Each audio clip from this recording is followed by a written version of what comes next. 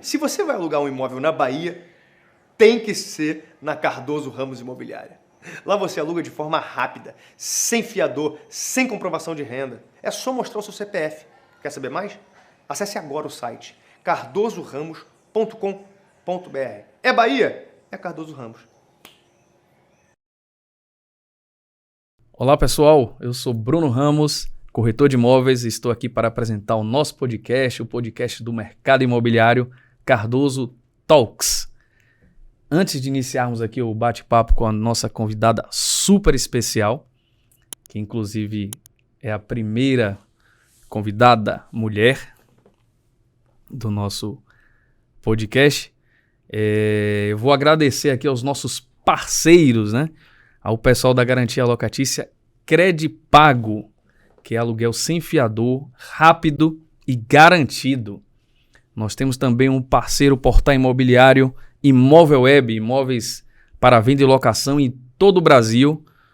Como eles dizem, você muda, sua vida muda.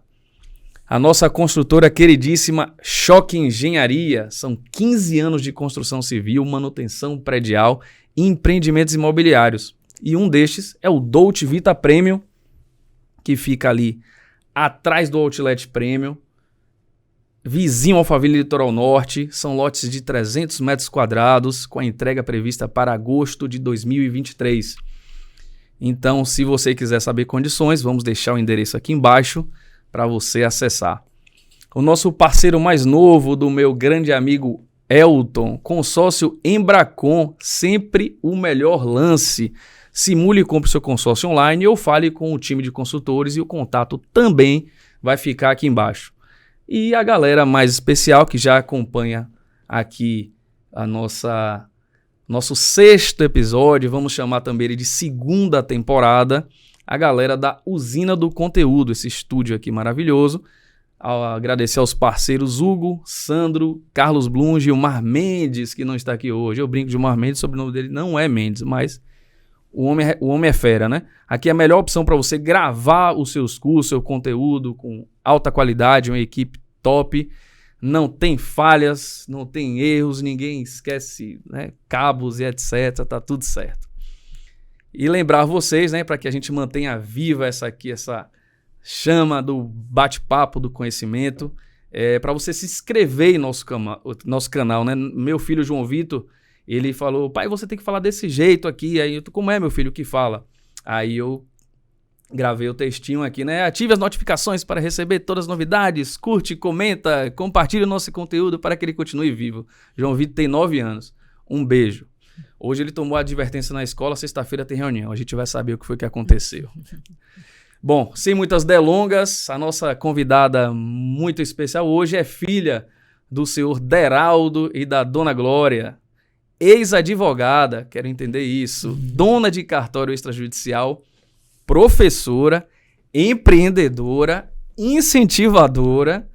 Hoje a nossa convidada é uma estrela do cenário extrajudicial baiano e brasileiro. Com vocês, Gabriela Pereira, seja bem-vinda. Muito obrigada pelo convite. Estou muito feliz de estar aqui e espero agregar muito valor, né, às pessoas que estarão assistindo o podcast a posteriori. Eu tenho muita certeza disso. Afinal de contas, já podemos deixar o arroba aqui da doutora Gabriela aqui embaixo. São mais de 70 mil seguidores? Acho que já está mais de 70, eu acredito. A mulher tá um espetáculo, bombando nas redes. Sabe por quê? Porque é qualidade no conteúdo. A gente estava aqui antes da gravação falando, porque eu na rádio eu fui colunista, já sigo, pode ficar tranquila, há muitos e muitos anos, né, com certeza, né? Primeiro que ela sempre esteve presente e ligada ao mercado imobiliário, e assim como eu atento sempre nas coisas boas e nos bons conteúdos do mercado imobiliário para tentar, né, com muita luta, me tornar um profissional aí tão gabaritado quanto os bons do mercado, né? Então, vamos iniciar o nosso bate-papo. Eu queria que a história, né? Quem entrar no Instagram dela aí agora vai ver que já tem um briefing, né? De apresentação, mas eu queria dizer como é que foi esse início no mundo, eu vou chamar de jurídico e extrajurídico, porque são coisas separadas hoje e uma tem ficado para trás no meu entendimento, me corrija se eu estiver errado, e o extra tem avançado e evoluído e caído nas graças das soluções afora, né? Queria que você dissesse como foi esse início aí Exatamente. no mundo. Então, assim, eu iniciei, né, na advocacia, eu entrei na faculdade aos 17 anos, né? Quando tudo era mato. É porque hoje eu uso Botox, então parece que eu sou jovem, mas a verdade não é essa não, tá? Então, entrei na faculdade aos 17, cursei Direito, concluí aos 22, e aí, em 2010, que foi quando eu saí da graduação, eu não sabia qual área seguir. Meu pai era mestre de obra, não tinha nem o primeiro grau completo, mas eu visualizava que cada lugar que eu olhava em Salvador era um canteiro de obra. Então, eu falei assim, poxa, qual vai ser a área do direito que eu posso entrar e que eu sei que nunca vai faltar nenhum tipo de demanda? E aí eu pensei na área imobiliária na época. Só que a gente não aprende direito imobiliário na graduação. Então, eu fiquei, como é que eu vou aprender algo que a faculdade não me ensinou? Então, eu migrei na época para uma pós-graduação, onde eu me tornei especialista em direito imobiliário. Por gostar de falar bastante, como vocês perceberão ao longo desse podcast, eu comecei a dar aula para corretores de imóveis em 2011 para 2012. E me encantei totalmente pelo mercado imobiliário. Logo depois, eu me tornei colunista de rádio e TV dentro do mercado imobiliário, em programas voltados para o mercado imobiliário. E programas voltados não só para o mercado imobiliário, mas também para as questões relacionadas a síndicos dos condomínios. No meio do caminho, o escritório que eu advogava, ele perdeu o maior cliente que ele tinha, então ele fechou. E estava a Gabriela lá, a ver navio, sem saber o que fazer. E uma amiga minha falou assim, Gabi, por que você não faz o concurso para cartório? Isso em 2012. Aí eu falei, concurso para cartório? Ela falou assim, faz, vai sair aqui na Bahia logo, e aí você faz e tal. Eu falei assim, poxa, nem sabia, para mim cartório passava de pai para filho. E ela falou, não, tem um concurso, vai lá e faz. Aí eu, tá, aí fui me aventurar. Estava advogando, estava bem, estava ganhando notoriedade de Salvador, lá em 2012. Então eu falei assim, quer saber de eu não perco nada, né? Solteira, sem filho, vou tentar essa vida. E aí eu fiquei, o meu concurso iniciou em 2012, terminou em 2017. Aí, durante os 5 anos, eu iniciei e concluí meu mestrado em Planejamento Territorial e Desenvolvimento Social, ou seja, a veia, né, da área imobiliária continuava ali pulsante. A mulher é uma máquina. Continuava pulsante. Eu fui dar aula nas faculdades mais renomadas aqui de Salvador, dei aula durante 8 anos em graduação, pós-graduação, voltadas à área imobiliária e à área de direito civil. Deu aula na Unifax? Dei aula na Unifax, na pós-graduação da Unifax. Eu fiz alguns dias de na Unifax. Foi? Aí foi quando eu me mudei para Lauro e abandonei. Pois é, eu dei aula na pós de lá, dei aula na Universidade Católica de Salvador. Na Baiana? Na Baiana, na pós. Na Católica foi na graduação. Eu fiz pós ano passado na Baiana, Direito Imobiliário. Uhum. São 2 módulos, né? Aí Sim. tem um TCC e tal. Eu passei um módulo e perdi no outro módulo, por falta. Por falta, porque é aula muito longe. Online, não. Aula online. Sim. Coincidiram dos dias de aula. Eu tava viajando, não consegui conectar sinal e tal. Porque ele podia assistir pelo celular em qualquer lugar. Né? Teoricamente nem teria desculpas, né? Perdi por falta. Até tirei boas notas nas provas, mas cheguei num número alto de faltas e me dei mal. Mas eu fiz lá após com... Bernardo Kessler. Bernardo. Isso, exatamente. Bernardo Kessler, que é coordenador da pós-graduação. E aí, nesse meio do caminho, eu falei assim, caramba, meu concurso terminou, né? Em 2017, eu já estava advogando bem, já advogava para algumas incorporadoras, já advogava para alguns condomínios, para alguns corretores de imóveis, algumas imobiliárias. Aí eu cheguei e falei assim, olha, não tenho nada a perder, né? Primeiro concurso da Bahia para poder ser, foi o primeiro da Bahia, para poder conseguir ser delegatária, que é a nossa função. Só que para poder você assumir o cartório, você obrigatoriamente tem que cancelar a sua OAB. Então, por isso que eu me auto-intitulo como ex-advogada. Embora a minha veia na advocacia continue aí pulsante, né? Tanto que eu formo outros advogados para a área imobiliária e extrajudicial. Sem dúvida. Toda a história sempre ligada ali ao imobiliário. Né? Exatamente isso. Então, basicamente foi isso aí. Então, meu coração sempre pulsou muito pelo imobiliário. Eu costumo brincar falando que um advogado ele pode morrer uma pessoa pode morrer sem precisar de um advogado criminalista. Mas ele não morre sem precisar de um advogado imobiliário. A ciclicidade do mercado imobiliário é apaixonante. Tem muito, né? A gente vai falar aqui mais pra frente, tem muita área, principalmente dentro do extrajudicial, que participa da vida de muita gente, né? Exato. Como os inventários, os divórcios e um monte de outras, né, coisas. Bom, muita passagem, né? Muita dança dentro do direito imobiliário durante a sua... ainda iniciando a trajetória, apesar de que já começou ela em 2011, já são 12 anos, né? Uhum. Com certeza, se Deus quiser, né, teremos mais longos anos aí. Amém. para brilhantar aí muita gente, muitos corretores, muitos advogados, muitos, né, pessoas ligadas aí à área. Eu queria saber, desses trânsitos, quais foram as dificuldades, né? E por que... eu sei que foi o povo do empreendedorismo chama de pivotar, né? Por que essa mudança drástica, assim, estressou, cansou, não aguentava mais, ou queria, de fato, novos ares, novos horizontes, né? Assim... Na verdade, eu acho que foi uma tentativa... Eu não tinha referência dentro da questão cartorária. Na Bahia, ninguém tinha referência, porque todos os donos de cartórios, né, como chamam aqui na Bahia, eles não foram aprovados em um concurso para cartório. Na verdade, surgiu uma lei estadual que privatizou os cartórios que até então eram públicos e permitiu que os concursados do Tribunal de Justiça da Bahia, que já trabalhavam nos cartórios públicos, pudessem escolher se eles queriam, com a privatização, assumirem os cartórios, se eles queriam voltar para o Tribunal de Justiça.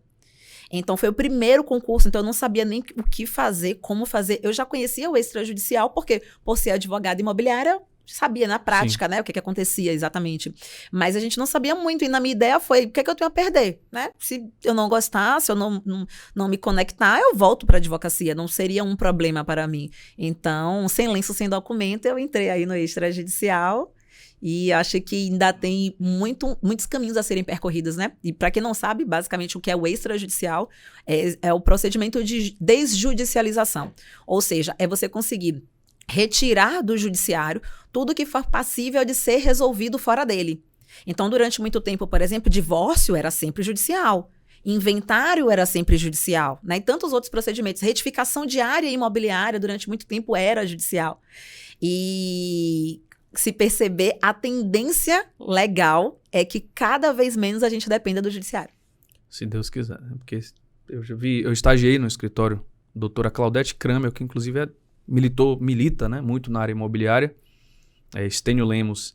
E lá tinham casos, né? Tinha um caso contra a União que já tinha 38 anos. Tinha umas coisas assim absurdas, né? Então, né, às vezes o filho, o neto não vai ver a solução daquele problema, né? E o extrajudicial, ele veio para isso, né? Como é que ocorreu essa mudança? O que é que permitiu a legalidade do extrajudicial, né? Em que momento se deu? Lógico que se deu por uma necessidade óbvia, né? Mas em que momento foi que se deu e quais foram as normativas que permitiram isso? As pessoas acreditam que o marco, né, do extrajudicial surgiu a partir da lei que permitiu a realização de inventário e divórcio extrajudicial. Mas, na verdade, não foi não. Ela foi bem antes. Foi quando deixou de ser a forma de aquisição imobiliária e de crédito imobiliário através da hipoteca e surgiu a alienação fiduciária. Então, com o surgimento da alienação fiduciária, que é exatamente a questão do financiamento imobiliário nos moldes que nós vemos hoje, é que começou o marco do extrajudicial. Por quê? Porque antes, qualquer forma de você conseguir reaver um imóvel em razão da falta de pagamento, ela tinha que ser através de procedimento judicial. Então, eu tinha que ter um processo judicial. Com o surgimento da lei de alienação fiduciária, o que foi que começou a acontecer? Todo o procedimento de retomada do imóvel, ela é extrajudicial. Então, ela ocorre, a consolidação da propriedade, ela ocorre junto ao cartório de registro de imóveis. Então, o pontapé da desjudicialização foi exatamente ali.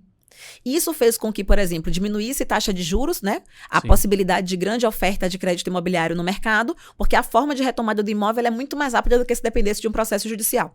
De acordo com o Conselho Nacional de Justiça, o tempo médio de um processo judicial no Brasil é em torno de 4 anos em primeiro grau.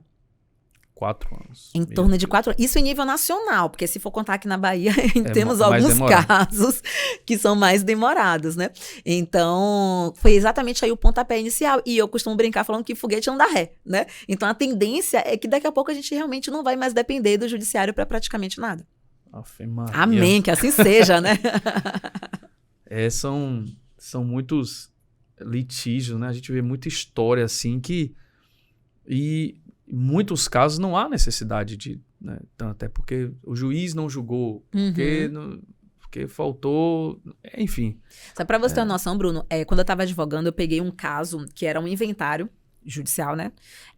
Não é exagero meu, mas era só o seguinte. Era um imóvel no bairro da Santa Cruz, aqui em Salvador. Então, já era um imóvel que não tinha o valor econômico elevado. Alguns engradados de cerveja. Na época, a engradada de cerveja custava dinheiro, assim como linha telefônica fixa, né? Custava dinheiro. Olha, denunciando a minha idade. E mais uma graninha que tinha lá em algum banco. Esse processo de inventário já durava 20 e poucos anos. Aí eu brincava falando assim, os últimos 2 advogados já tinham morrido. Se eu não tivesse passado no concurso de cartório, eu seria a terceira a morrer, ele não teria acabado. Meu Deus do céu. Hoje a gente consegue fazer um inventário aqui na Bahia, demorando em torno de 6 meses. E ainda é demorado. Por quê? Porque o cálculo do inventário, do imposto do inventário, aqui na Bahia é feito direto pela Secretaria da Fazenda. Por exemplo, em São Paulo, o próprio cartório consegue fazer o cálculo. Então, não vai para a Secretaria da Fazenda e, consequentemente, você consegue finalizar o inventário em dias, em até um mês. A gente precisa, na Bahia, né? Como você citou isso, eu vi um caso de salvo engano, foi liberação de alvará para construção. Eu não lembro se foi Blumenau, mas sempre foi no sul do país. Salvo engano, lá por Santa Catarina, não lembro. 35 dias era o prazo médio de emissão. De um alvará de construção. A gente participa com construtores e investidores, né? Lauro Freitas, Abrantes, Salvador, e às vezes 6 meses, e toma ele pedindo documento, 7 meses, um ano, dependendo dos casos, né?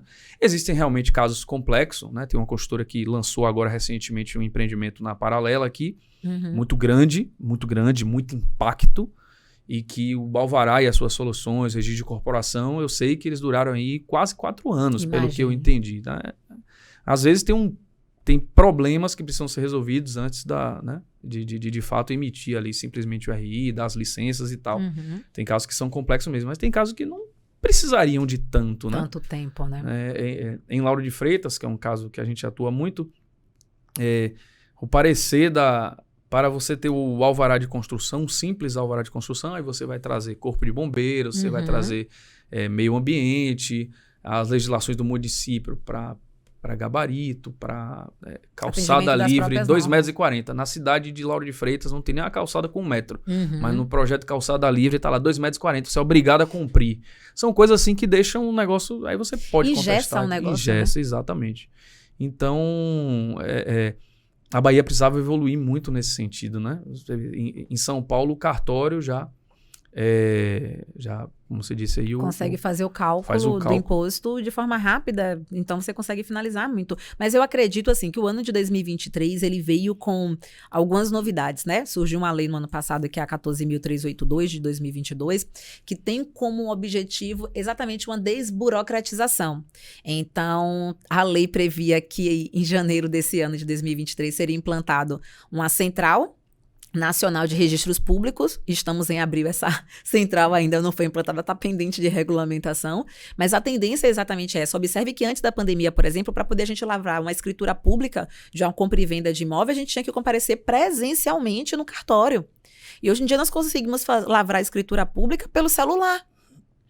Você não precisa mais comparecer presencialmente, né? E tantos outros atos de registro e averbação que muitos cartórios permitem, já que a gente consiga fazer de forma online. Então, a pandemia teve várias situações que foram catastróficas e que realmente causou muito prejuízo, muita dor a muita gente. Mas conseguiu acelerar, na minha opinião, pelo menos 5 anos aí de mercado, voltando as questões cartorárias para o âmbito digital.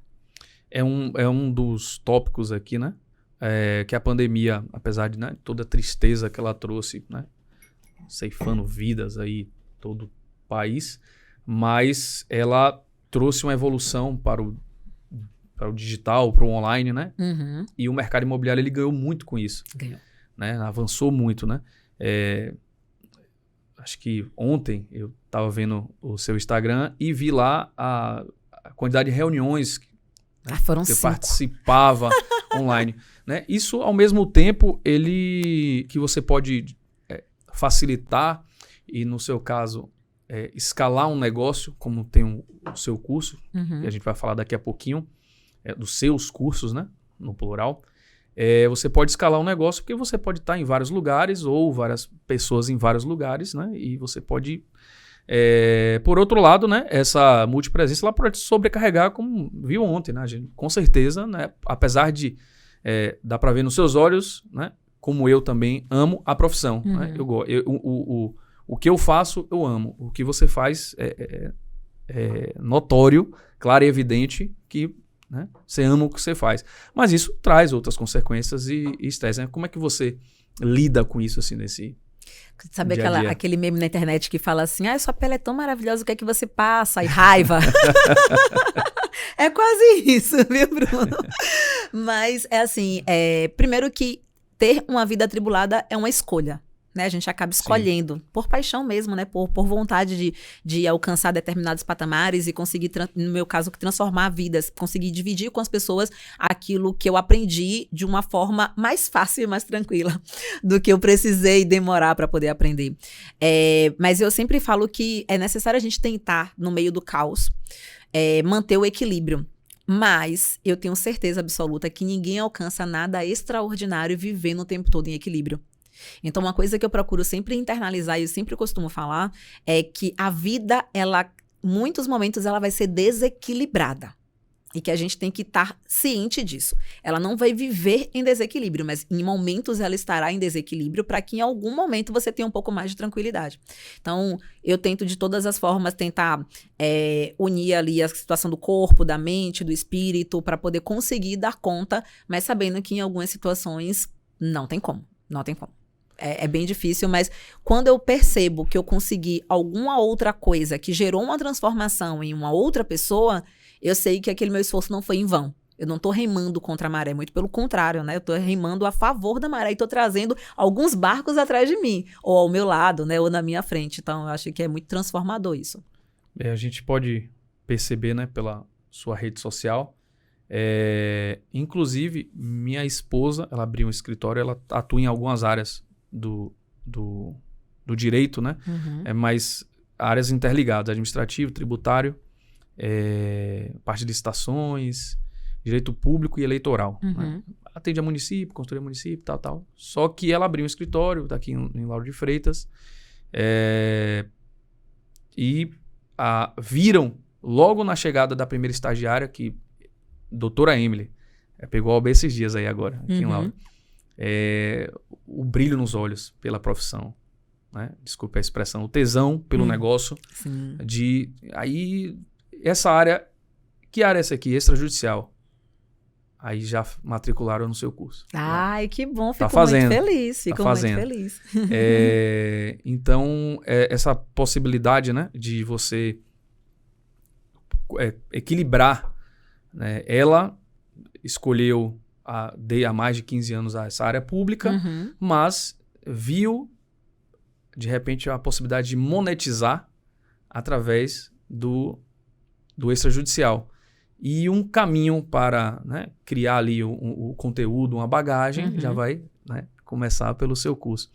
E a gente pode ver nas redes, né, nesses cursos e tudo mais, a sua divisão entre o equilíbrio da vida pessoal e o equilíbrio da vida profissional.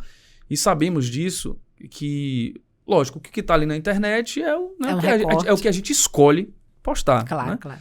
Eu já vi, eu já conheci gente que fica postando coisas ruins, negativas, etc., sem falar de fake news, né? Só que tá ruim, eu falo, meu Deus do céu, né? Bloqueia logo, exclui, não vai, porque isso às vezes contamina e você passa uma energia, uma coisa vibrante, né? Abre caixa de perguntas, está sempre, né, sendo parabenizado e tudo mais, né? Como é que a rotina para você, por exemplo, que aí na sequência a gente já fala dos seus cursos, para você manter aula, o extrajudicial, as ligações com construtoras, né? As assessorias para corretores, advogados, imobiliários, como você já disse, que já deixou isso de lado, mas queira ou não queira, recebe consultas diárias, né? Que caminho eu sigo, por onde eu vou, né? Como é que você consegue equilibrar isso aí? Então, vivendo um desequilíbrio, a realidade é essa. Eu sou geminiana, então assim, eu digo, todos os meus defeitos, a culpa é do meu signo, as minhas qualidades, a responsabilidade é minha. Então, a minha confusão na minha agenda é porque eu sou geminiana. Mas brincadeiras à parte, eu tento entender o seguinte. Primeiro, a minha rede social, ela não é um hobby, ela é um trabalho.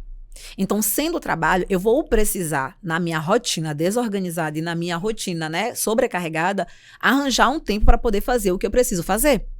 Quando eu começo a internalizar que a minha rede social ela é um trabalho, eu começo a verificar que ela também tem que ser monetizável. Porque se ela me dá trabalho, se produzir conteúdo me dá trabalho, se aparecer me dá trabalho, logo ela vai ter que me dar dinheiro também. Então, o que foi que eu comecei a perceber? Lá em 2018, quando tudo era mato no Instagram, e eu praticamente não apareci e tal, me veio um start de iniciar a produção de conteúdo, porque eu dava aula em uma faculdade super renomada aqui, eu já tinha pós-graduação, eu já tinha mestrado, e eu recebia por turma, como professora, R$500 líquido, por turma. Aí eu falei, caramba, eu tenho que dar muita aula para poder conseguir uma grana aqui que realmente vale a pena, 2018. Pra poder alimentar o sonho. Né, pagar as contas, os boletos, né? Tome-lhe aula. Pois é, alguns luxos, algumas coisas. Então eu cheguei e falei assim, caramba, eu vou ter que trabalhar muito para poder conseguir isso aqui, né? Mas até então eu estava advogando, logo depois assumi o cartório, então sempre tive mais do que 1 ou 2 fontes de renda. Só que aí eu falei assim, vou lançar um curso. De forma totalmente madura, né? Vou lançar um curso e tal, esse curso ele era ao vivo. Eu percebi que naquela época, sem plataforma como a gente tem hoje, né? Mas sem plataforma, sem nada, aquele curso ao vivo no sofá da minha casa, eu não tinha luz, eu não tinha... Hoje eu tenho um softbox, eu tenho um home office bonitinho, eu tenho tenho meus equipamentos, mas na época eu não tinha nem webcam. E aí eu fui dar esse curso, eu consegui 30 pessoas e eu cobrei R$50 por pessoa. Aí eu fui, dei 2 horas de curso, recebi R$1.500. Aí eu falei, olha, isso aqui... Aí lembrou eu falei, poxa, R$500, né, na graduação eu demoro 1 mês, né, 2 unidades, várias atividades para poder fazer, para corrigir. Pô, tô recebendo somente R$500 por turma, acho que dá para poder investir aqui no digital. Então eu comecei a visualizar que o local mais democrático para poder você ganhar dinheiro hoje é o digital. Porque embora algumas pessoas digam que o mercado está saturado, não está saturado. Não está saturado. Tem várias pessoas falando também do extrajudicial, mas por que é que eu bato 7 dígitos? Porque as pessoas se identificam com a minha didática, com a minha dinâmica, com a minha forma de passar o conteúdo, assim como tem outras pessoas batendo 7, batendo 8 dígitos, porque existem outras pessoas que sabem fazer também de outra forma, que acabe conectando aquelas pessoas. Afinal, a rede é isso, né? Uma conexão de pessoas. Então eu comecei a entender que, por ser um trabalho, eu precisaria me organizar dentro daquilo ali. Só que eu tive que fazer algumas escolhas. Então, assim, a minha comunicação, ela é voltada para advogados e ela é voltada para corretores de imóveis e pessoas que queiram aprender sobre a área imobiliária. Então, eu, por exemplo, não me comunico com os meus colegas de profissão.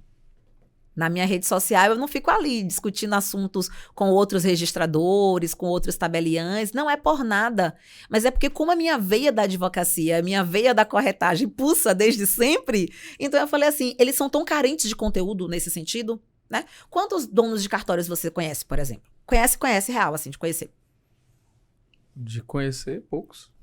Né? Doutora Conceição Gaspar. Uma lenda. Né? Um abraço para ela. Maravilhosa. Né? E é de Lauro.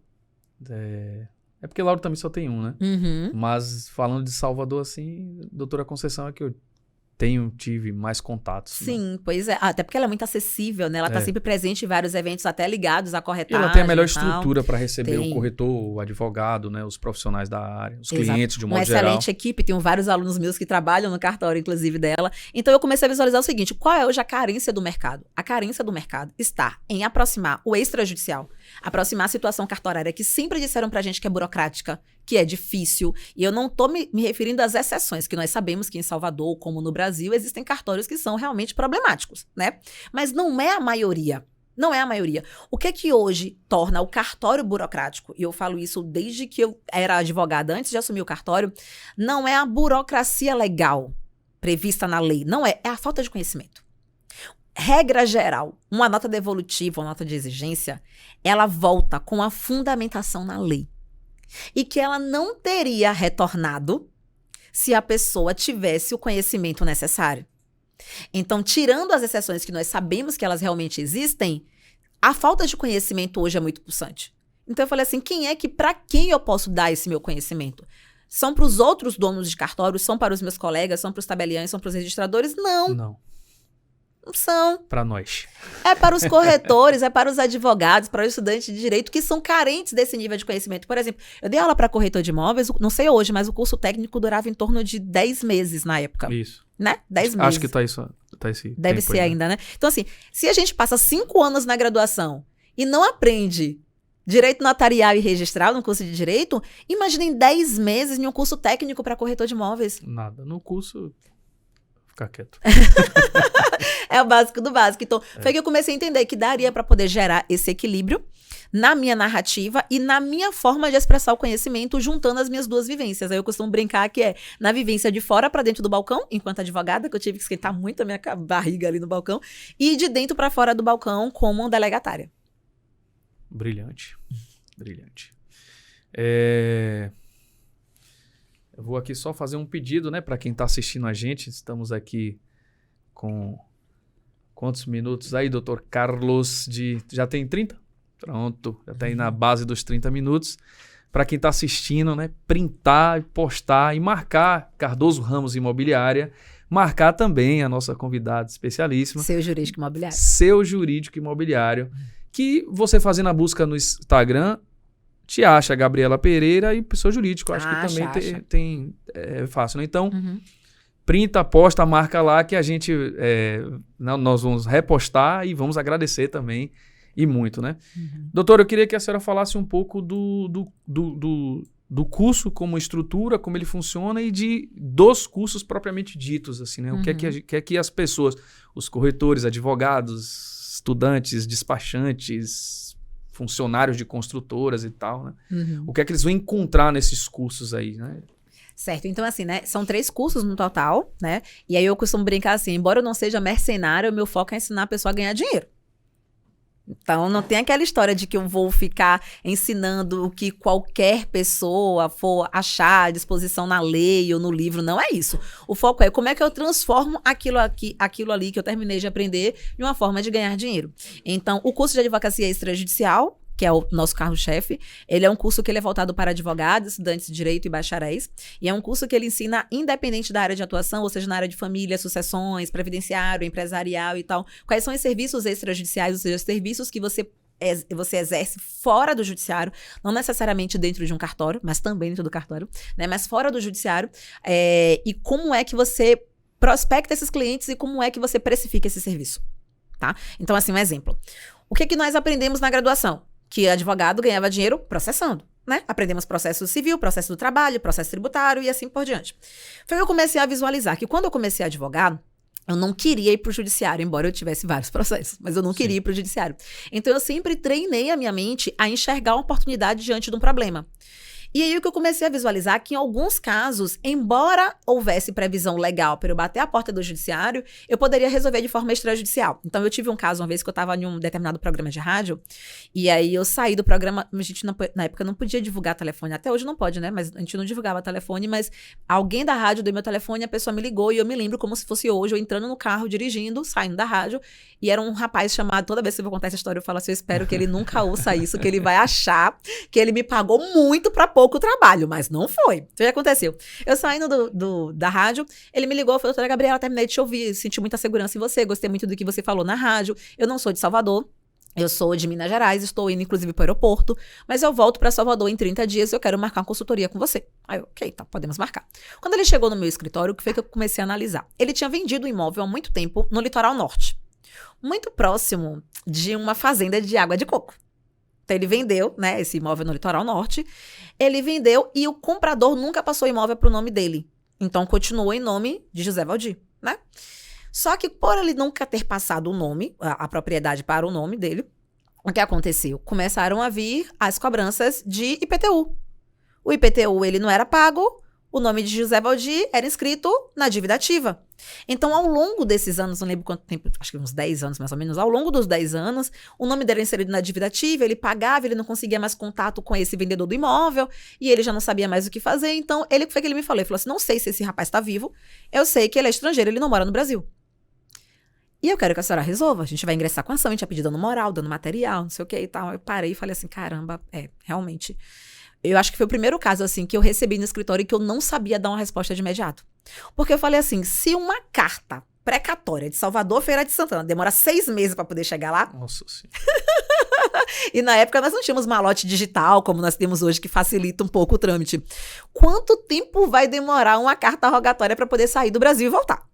Então eu falei assim, eu tenho que pensar em uma solução que eu não dependa do judiciário. Aí o que foi que eu fiz, né? Eu cheguei no Google e coloquei o nome desse comprador. Falei, é um estrangeiro, eu vou botar alguma coisa, deve sair alguma coisa. Não achei nada.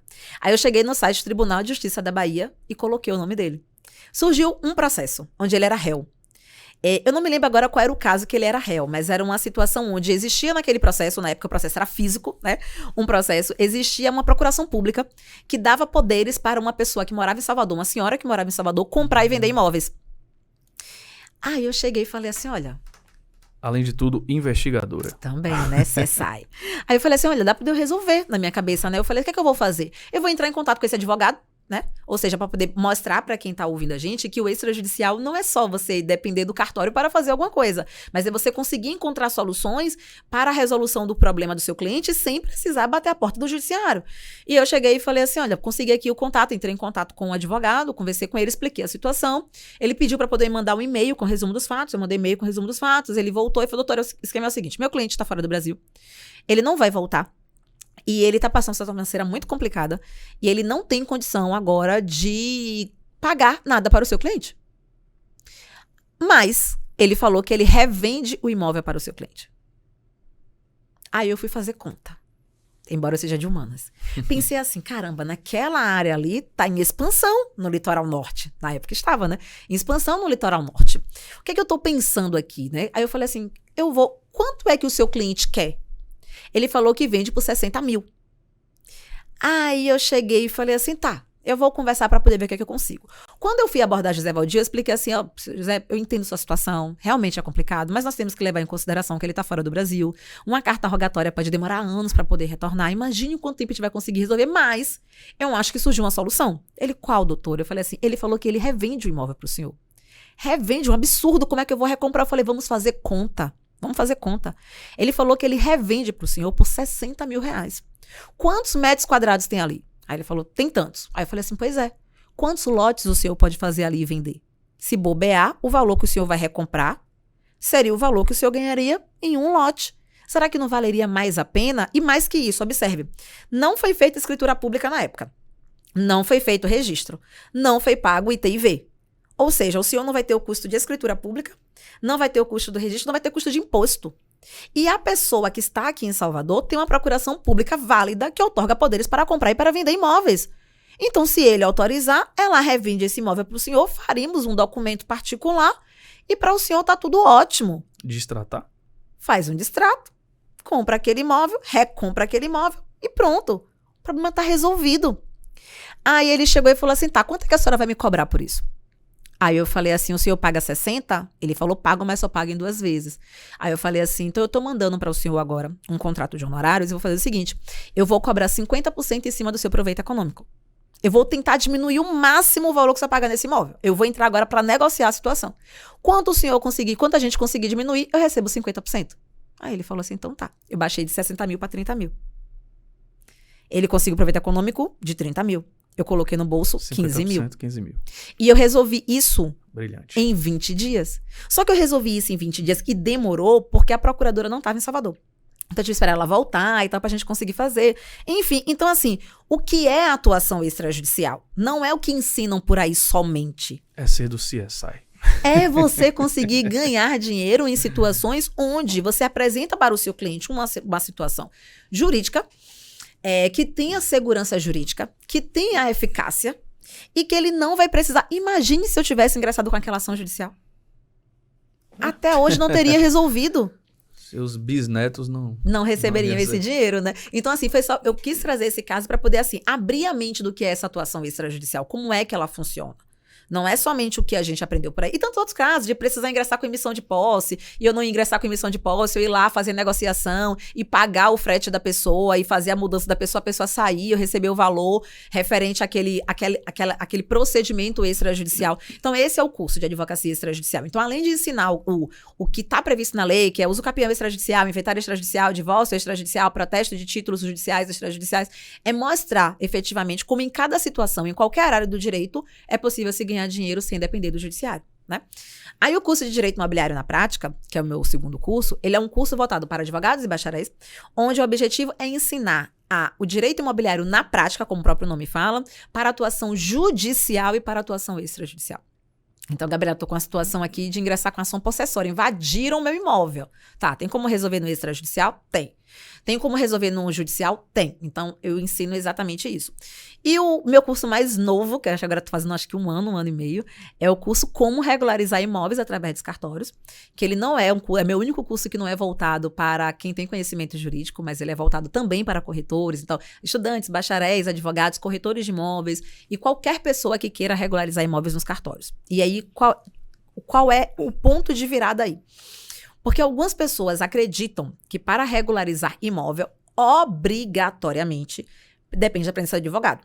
E obrigatoriamente só existem 4 ou 5 situações que São a quantas presença... situações de regularização de imóvel, mais ou menos, que a gente fica pensando Hoje nós assim... temos em torno de 90 possibilidades de mundo regularização. vasto. Porque a regularização, na verdade, Bruno, ela surge a partir do momento onde o terreno ou a construção ou os sujeitos não estão condizentes com o que está disposto perante o cartório de registro de imóveis. Então, você que é corretor de imóveis, você pode ter muito bem um cliente onde ele é proprietário de imóvel, na certidão de matrícula consta realmente que ele é proprietário, mas ele comprou aquele imóvel, era um terreno. Ele construiu ali uma casa. Só que ele construiu uma casa que ele não teve um alvará de construção, ele não teve uma BITS, a construção não foi averbada, isso é imóvel irregular. A propriedade está regularizada, mas o imóvel está irregular. E se amanhã ele for financiar aquele imóvel, ele não vai conseguir. Esses dias eu vi um dado, não sei, me corrija, por favor, se tivesse informação, mais ou menos 50% dos imóveis no Brasil tem alguma irregularidade. Metade. De acordo com a Noreg, foi uma matéria que inclusive saiu no Correio Brasiliense, mais de 50% dos imóveis do Brasil são irregulares, mas são mais de 70%. E eu vou te dizer por quê. Porque esses dados que foram apresentados se referem à irregularidade da propriedade, porque aí você tem como quantificar. Você sabe quantos imóveis tem em Salvador, tem como saber quantos imóveis tem em Salvador, né? E quantos registros imobiliários tem em Salvador. Eu tenho como quantificar, então, quantos imóveis tem de propriedade irregular. Mas em uma situação onde a propriedade está regular, mas o imóvel está irregular. E o seu cliente que comprou uma casa, ele providenciou uma demolição sem um alvará de demolição da prefeitura e hoje, onde perante o cartório de registro de imóveis tem uma casa, na verdade tem um terreno baldio. É um imóvel irregular também. Sim. Além disso, outras situações que são mais simples até mesmo de se ganhar dinheiro, que é quando há uma alteração que é proveniente de uma falta de averbação. Como assim? Vamos dizer, então, de acordo com o IBGE, o tempo médio de duração de um casamento no Brasil é em torno de 7 anos. Certo? Só que as pessoas... Uma menção. Estou fazendo hoje, e é um problema estar aqui hoje, 10 anos de casado, minha esposa, Larissa, um beijo, te amo. Já passaram da barreira dos 7. Já acabamos de superar a estatística aqui, né? Então, que seja Desejo eterno. muito amor para vocês Muito pelos obrigado. próximos 70 anos. E aí, de acordo com o IBGE, é isso que acontece, né? E aí também vem a magia, que eu acho que é apaixonante da ciclicidade do mercado imobiliário. Leve em consideração que aquele casal, antes de ser um casal, certamente cada um morava em uma casa, né? Casa dos pais, ou moravam sozinhos e tal. E eles casaram. Então, quando eles casaram, eles compraram um imóvel e estão morando juntos. Ou compraram ou alugaram. No final dessa dissolução, né? No final desse casamento, eles vão precisar fazer rodar o mercado imobiliário. Porque ou eles vão vender, e aí, com a venda, cada um vai morar em um lugar, ou um vai ficar morando e o outro vai precisar comprar ou vai precisar alugar. Então, assim, o que é que a gente começa a perceber? Que nesse caso, por conta do casamento, às vezes a pessoa casa e ela acha que os cartórios estão totalmente interligados a ponto de não precisar comunicar nada a cartório nenhum. Então, estou lá, comprei um imóvel num cartório de registro de imóvel, estou como solteira. Nesse meio do caminho, eu estava como solteira, eu casei, eu alterei o meu nome, inseri o nome do meu marido, eu me divorciei e agora eu resolvo vender o imóvel. Nada disso passou pelo cartório de registro de imóveis. Isso também é um imóvel irregular. Então, esse tipo de regularização também precisa ser feita. Por quê? Porque o cartório de registro de imóveis é uma cadeia sucessória. Se eu não chego lá e averbo que eu casei, o cartório não fica sabendo que eu casei. E a dor de cabeça surge quando se quer vender o imóvel. E aí eu me lembro de uma situação que eu fui dar uma aula em um curso aqui de Salvador. E aí, quando eu cheguei, o dono do curso é um advogado criminalista. Todo mundo aqui em Salvador conhece ele, advogado criminalista. Ele chegou pra mim e falou, Gabriela, chega um pouco mais cedo que eu preciso conversar com você. Eu falei, o que foi, doutor? Ele, Gabriela, esses cartórios são muito burocráticos. Eu falei, foi o que aconteceu? Deixa eu te falar. eu tenho tantos imóveis, e aí eu fiz um divórcio judicial, fizemos a partilha, tudo certinho, eu vendi o imóvel e agora o cartório falou que eu não posso realizar a minha escritura pública e vender esse imóvel, porque perante o cartório não tem a informação de que eu divorciei, a partilha não foi feita perante o cartório. Eu falei, o cartório tá certo. É exatamente assim que funciona. Em que momento foi comunicado ao cartório? Nenhum. Né? O cartório não tem uma Cartório bola de ia cristal. adivinhar. Exatamente, não tem como. E eu falei pra ele na época, eu falei assim, doutor, o que me espanta não é o senhor não saber disso, porque o senhor é advogado criminalista, não tem obrigação nenhuma de saber disso. O que me espanta é a advogada que na época fez o divórcio não ter prestado o serviço de averbação do seu divórcio em todos os cartórios. Porque é isso também que as pessoas precisam ficar atentos, no caso, ou os advogados ou as pessoas que querem atuar, porque é o tipo de serviço que você não precisa ser advogado para poder prestar, que é a realização de averbação de estado civil, por exemplo, né? Então, o que é que geralmente no curso de advocacia extrajudicial eu falo? Se você é advogado da área de família e fez uma situação de divórcio, você não encerra o seu trabalho entregando a sentença para o seu cliente, homologando aquele divórcio. Não é assim que você encerra o seu trabalho. Você encerra o seu trabalho providenciando a averbação daquele divórcio junto ao registro civil de pessoas naturais, para que aquela certidão de casamento já venha com a informação de que a pessoa está divorciada, tá? Em alguns casos, os cartórios recebem através de ofício, recebem pelo malote digital, mas se não receberem, o advogado pode fazer isso, não tem nenhum problema, tá? E mais do que isso, era para poder ela ter tido ainda a expertise, não vou falar competência, a expertise e quantos imóveis eram? Ele 13. Pois é, era para ela ter cobrado 13 averbações do seu estado civil em cada cartório. Então, as pessoas às vezes deixam de ganhar dinheiro por pura falta de conhecimento no que se refere à forma de monetização. Aí eu queria que depois, só do meu comentário, você comentasse sobre due diligence, que eu acho que entraria aí um pouco, né? É um dos serviços. Só um comentário que acontece com nossos corretores, né? Uhum. É muito comum, né? A gente somos indicados para conhecer o imóvel, fazer uma avaliação e tal, e visita, aí a gente pergunta para os proprietários, né? Como é que tá a documentação? Eu acho que eu nunca ouvi tá cheio de problema, né? Tá tudo ok. E aí tem uma dificuldade muito grande, porque às vezes naquele momento você ainda não conquistou, não quebrou o gelo, não criou a confiança na pessoa e ela não vai chegar, você tá aqui, tome aí pra você as cópias. As pessoas têm muito medo disso, né? Uhum. E como é Brasil, né? E a gente sabe que tem que ter um receio mesmo. Então precisa quebrar essa confiança. Aí lá na imobiliária, essa semana em específico, a gente desenvolveu uma técnica para tentar pegar essa tal da documentação até antes da pessoa assim, se abraçar com você, o cliente vendedor no caso, né? Sim. Que é perguntar se tem foro e laudêmio, que a maioria dos imóveis em Lauro de Freitas Abrantes são casas, são né? E aí muitos deles têm ou não tem, né? Próprio é foreiro ao município, o que chama lá a Irmandade, né? Que é a Igreja Católica, Marinha, SPU e tal. E a pessoa não vai saber responder isso. Normalmente não vai saber responder isso. Sim. E aí já é aí o corretor está mostrando, em tese, uma pergunta técnica, um conhecimento. E uma outra coisa boa que acontece em específico em Lauro, que já não acontece em Salvador, que é perguntar qual é o valor venal para a gente saber o valor do cálculo de TV, dos DAGEs e tal, do imóvel. Aí a pessoa vai para onde? Em Lauro de Freitas. O carnê de IPTU tá aqui. Só que Lauro de Freitas, o valor venal do IPTU não serve para o ITBI. Para o ITBI. Então, aí a gente, nesse momento, falou, não é esse o valor. O valor tá no sistema da prefeitura. Você já teve acesso? Não. Olha, aí a gente consegue. Se você quiser, me dê a documentação que eu consigo o valor venal para você. Por quê? Recentemente, essa semana, 15 dias, negociamos uma casa, 900 mil, valor da negociação. Sim. Valor avaliado pelo banco, que foi o que compensou, 904 mil reais. Valor na prefeitura, 1.770.000. E Lauro de Freitas é dose, aí tem que pedir uma revisional. Aí a gente pediu lá a revisional. Entrou lá com processo administrativo, conseguimos revisar e foi pelo valor do banco 904. Demorou quanto tempo esse processo administrativo? 3 meses. Foram 3 horas. 3 horas? Foi mesmo. Porque o pessoal da prefeitura, a gente gosta deles, eles gostam da gente. Entendi. Nada de... Que era até um tópico aqui de corrupção ativa, passiva, suborno, nada disso.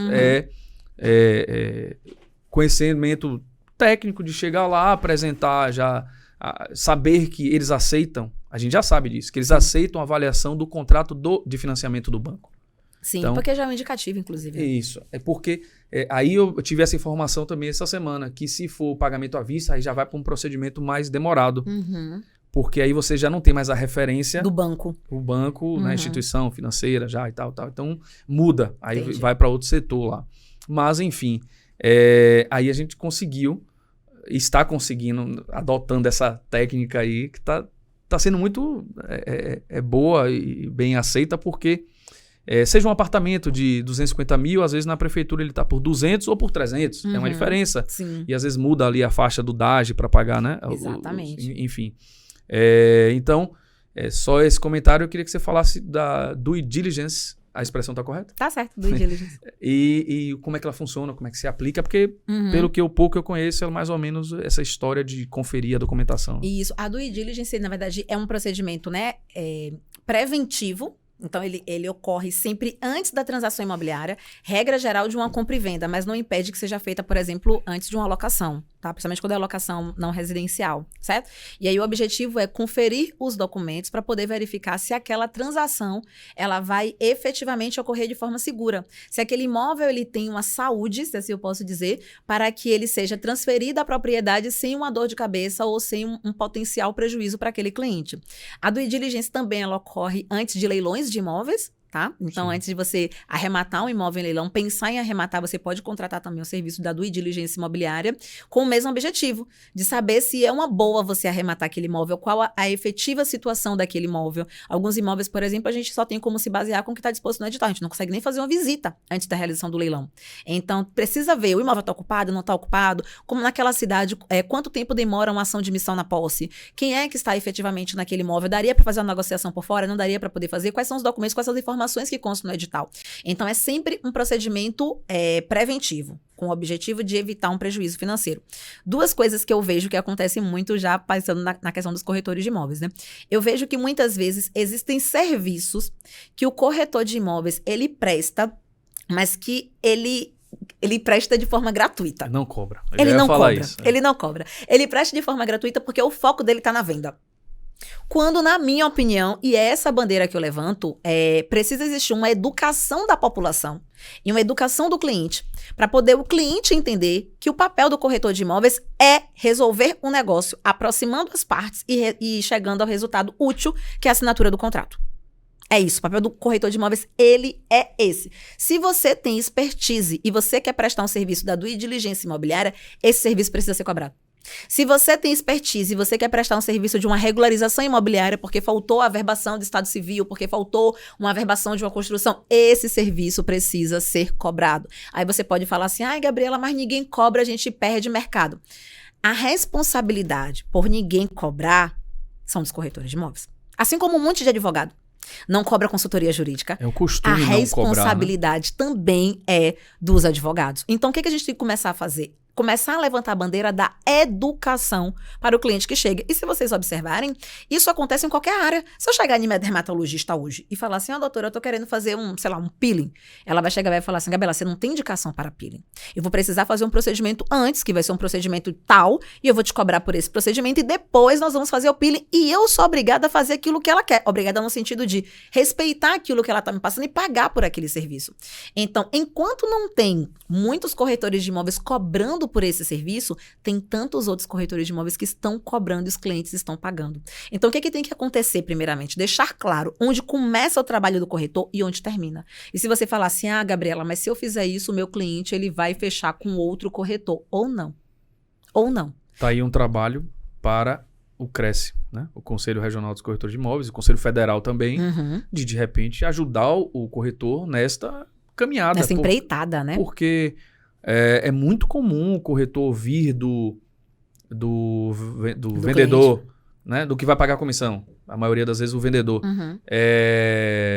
Não, já estou pagando sua comissão, você já está ganhando demais, tal, coisas assim. Então, se a classe conseguir separar, ela só tende a ganhar. Só tende a ganhar. Ontem, o nosso primeiro convidado, Thiago Leão, um abraço para ele, ele gravou uns stories sobre isso, né? Que a função do corretor de intermediador e a função do despachante para resolver a documentação, né? Mas as coisas, muitas vezes, elas se misturam mesmo. mesmo, né? E não teria problema se misturar, mas desde que vocês também estivessem recebendo por esse serviço. Sim, o sim. que, regra geral, não acontece. Se misturam, né? acaba ficando gratuito o serviço. Exato, né? exatamente. Não é fácil, né? E ele, com perfeita colocação, quando disse que o corretor ele fica muito focado e concentrado Na venda. né? Afinal, a é o carro-chefe, é o que ele sabe Isso. fazer de melhor, né?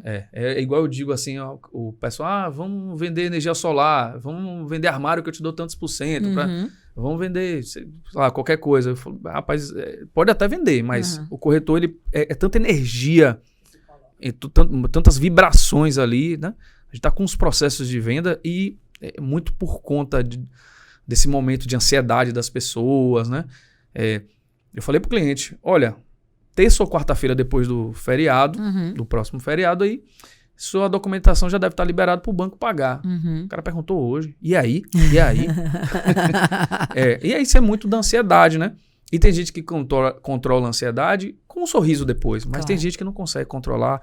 E aí, agressão, xinga, esbraveja, fala mal e diz que não presta.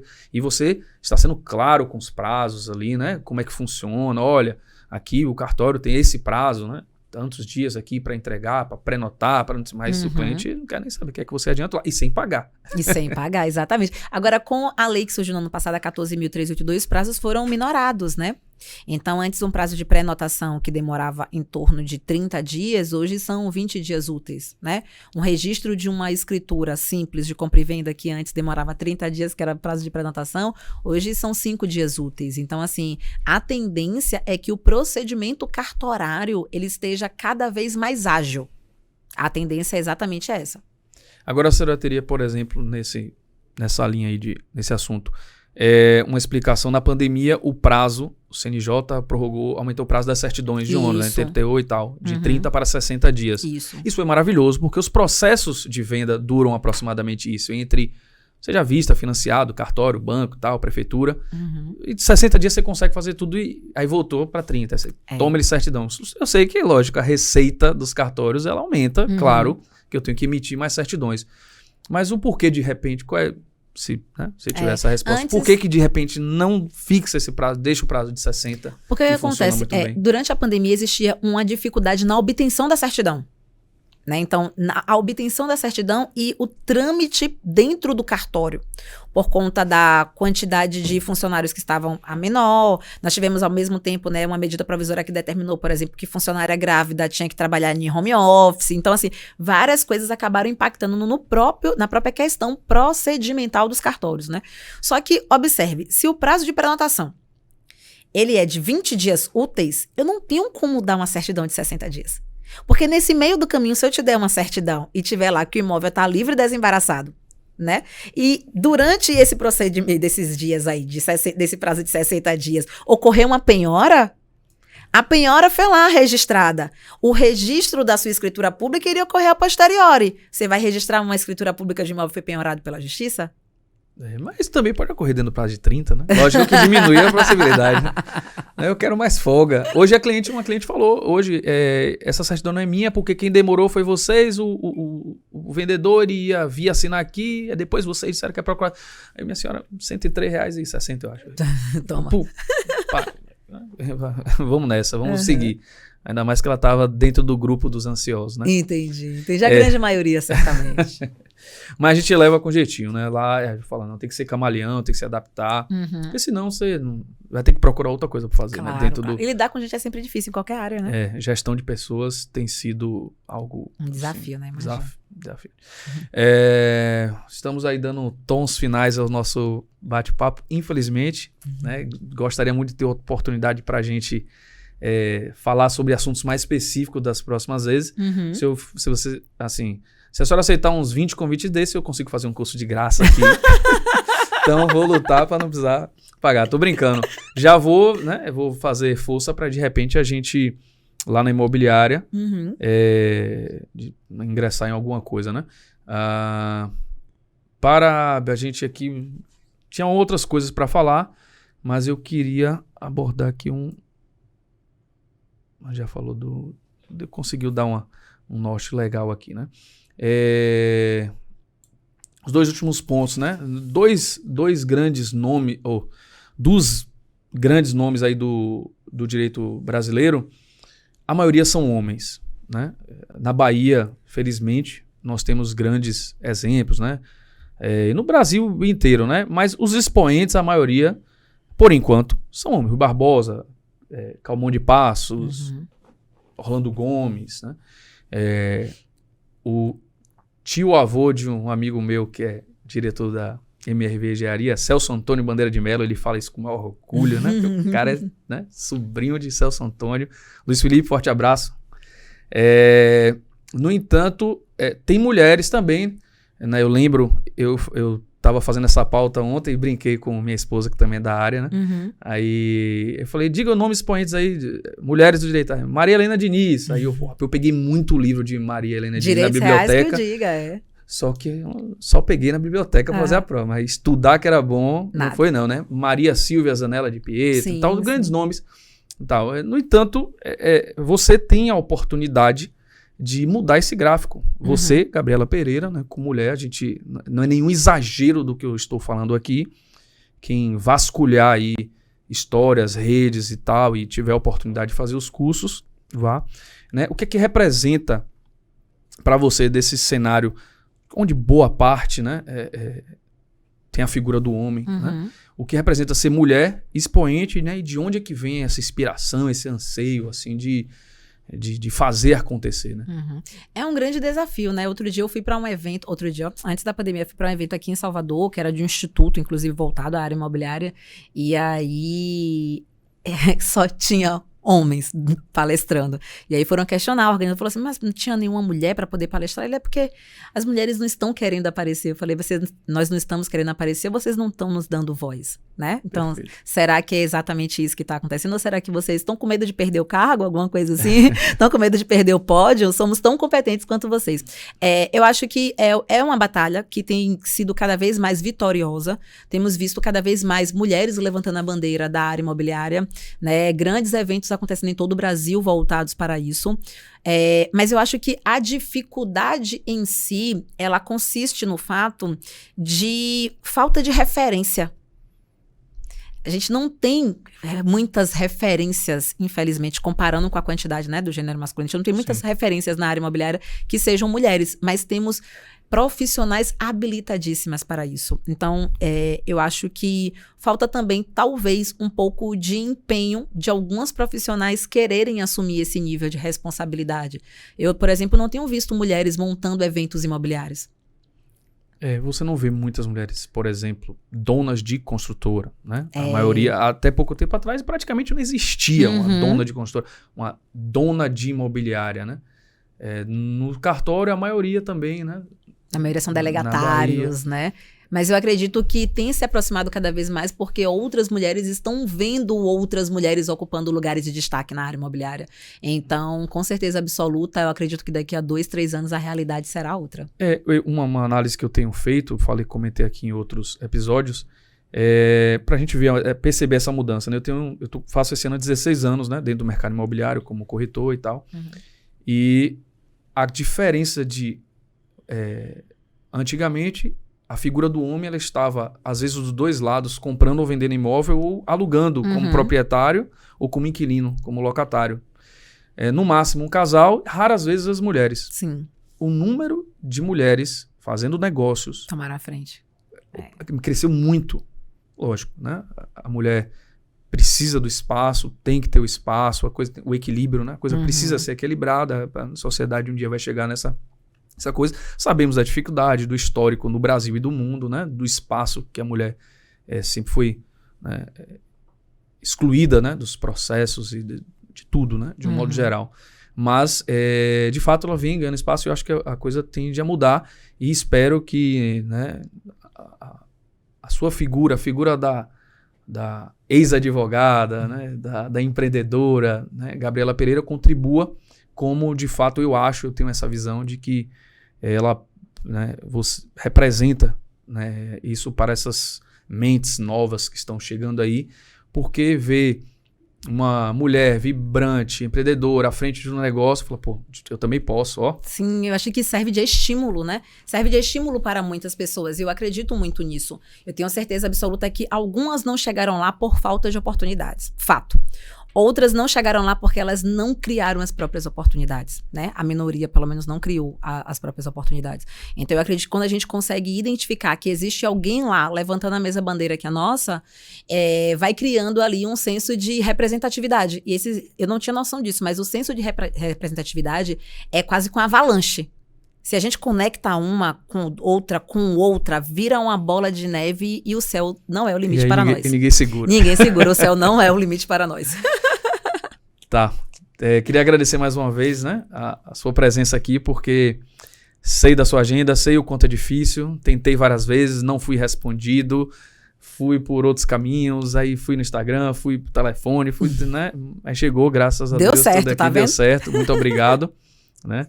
E eu queria saber, quem quiser saber mais sobre o seu curso, vai aonde, acessa o quê, como é que chega lá? Tá, O que você disser, a gente vai deixar aqui embaixo, mais ou menos aqui, né, Carlos? Por assim. aqui, né?